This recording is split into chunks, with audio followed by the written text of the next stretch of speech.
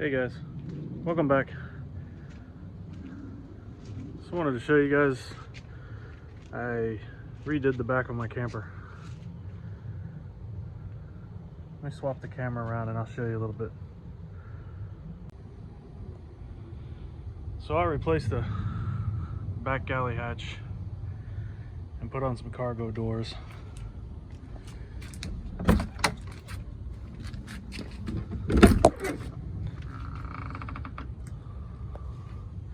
And if you stick around for a few minutes, I'll show you how I did it.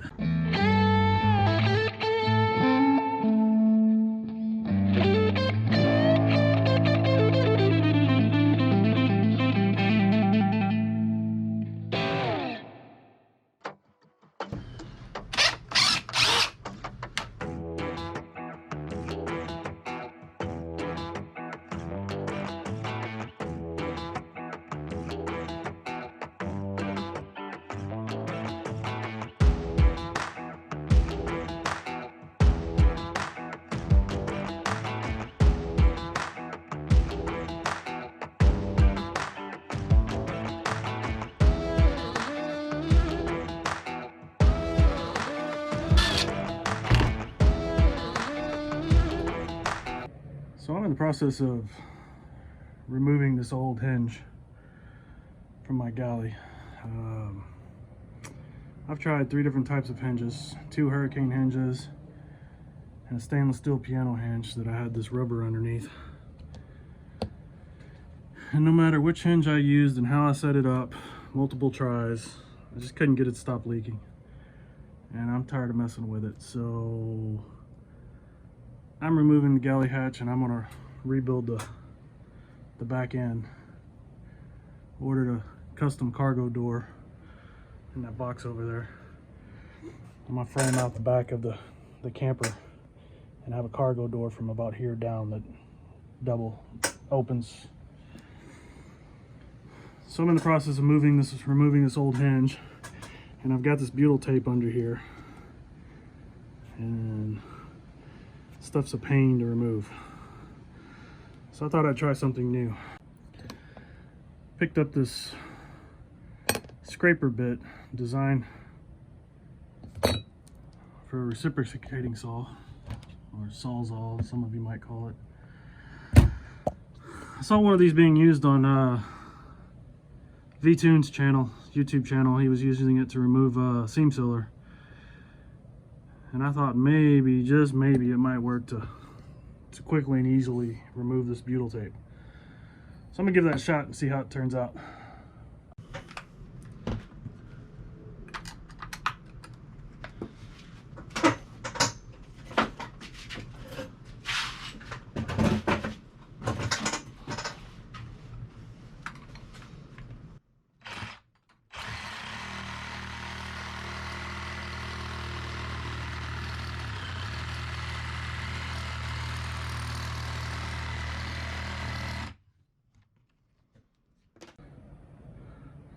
All right, that thing worked pretty good.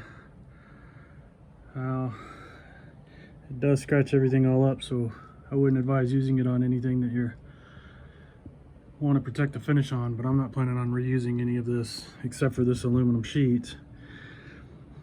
And I'm going to have another sheet that slides underneath it and comes on down the back. So I'll just trim it back to get rid, and then I'm going to seal the seam, and then I'm going to trim it out with a piece of aluminum over the seam. So I'll trim this back to get rid of all these scratches and everything. But I made quick work of that butyl tape. I've got the hatch loose. It'll come right off now. Hey guys, I've done some work off camera, mainly because it was dark outside. You wouldn't have been able to see anything anyway. So as you can see here, I removed the hinge, got the old galley hatch lid off completely, and I've added some structure.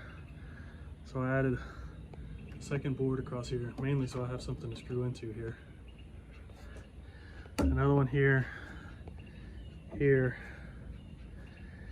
and then frame down the sides. what I'm doing is I'm going to cover this, skin it just like the rest of the camper with wood and then plywood. And there's going to be an opening here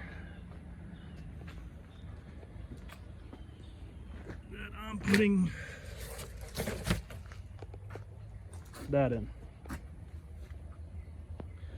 So I went ahead and got a custom cargo door that I'm going to have on the back in this space here. Completely doing away with the need for a hurricane hinge or any other kind of hinge.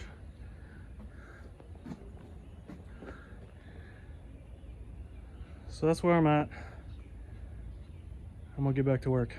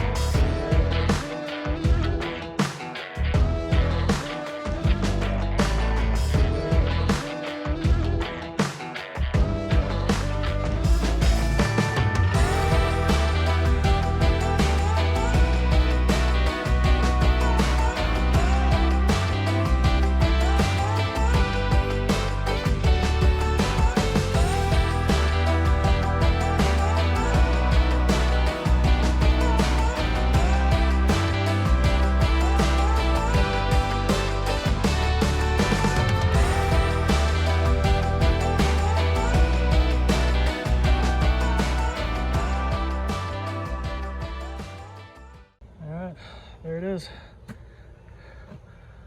all trimmed out.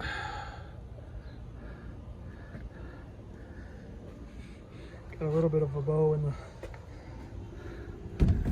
aluminum on the back. But I'm putting that cargo door back there so it should flatten it out. I may have to loosen the trim back up and let the aluminum slide over a little bit. But for the most part, it's framed in and done. Now this seam up here, I'm gonna seal with some Sikaflex, and then put a piece of aluminum trim over it with some butyl tape behind it, similar to the way I did this one up here on the front. Now, doing the back end like this was a afterthought, a redesign. And if I was gonna do it again, this sheet of aluminum is long enough, I could have had the seam back here on the back side. And then this seam would have been a little higher up, but it would have kept the seams off the roof. But I'll seal this one really good and it should be fine. So I realized that I didn't film actually installing the door.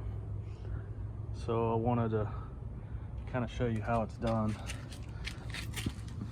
See what I did. So on the previous videos you saw that I had this framework here. It's perfectly sized for the door. And once I had the aluminum on here and the trim, which you saw in the last clip, I just cut the hole out using a angle grinder. Got it close. Just cut a hole so I could see what I was doing, and then got it as close as I could and trimmed it out a little bit with a jigsaw with a metal blade. Got the hole in, and then the door just slid perfectly in that spot. And I put butyl tape behind the framework of the door, slid it right in, and then just screwed it down all the way around. And then I got a piece of aluminum angle, I believe it's 1 inch, and I just cut it at a 45 on each end, so I didn't have a sharp edge right here sticking out to use as a drip rail. Put butyl tape behind it so that any water that comes down will hit this and then drip over the door. And that's it. It's been sitting out in the driveway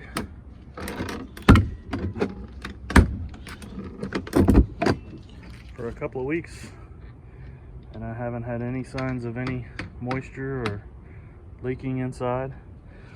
If you see before, you can see the wood stains where the water was getting in where the hinge was,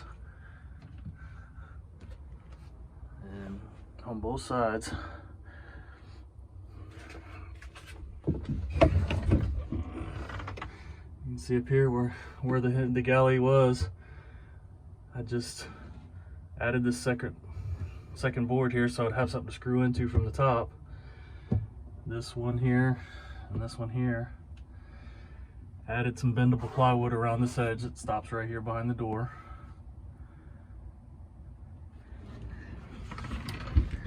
And then I slid a new piece of aluminum under here and sealed that seam, and then put this bar stock on it just to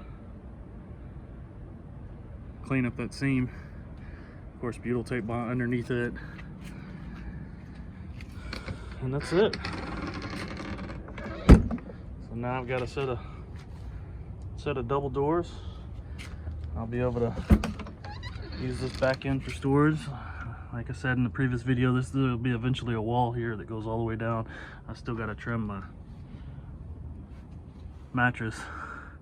It's just a foam mattress, and I gotta trim it to where it fits widthwise, and I'm gonna probably have to trim a little bit off the end so that I can put a board all the way down here, closing the back. And I'm thinking what I might do is put some drawer slides so I'd just be able to slide the cooler out to here, so that I'll put a shelf across here so I have extra storage above and storage below. Be able to pull the cooler out, open it up, and slide it back in. Have a little bit of space on either side of the cooler on the lower level, and then, you know, counter space across here where I can put some stuff in. And of course I have some space up here, so I may do some shelves or something here where I could stick stuff up in there. But like I said before, this will all be closed off from the front. But that's where it's at. I think I've finally got it sealed and watertight and ready to move on from here. So hopefully the next video will be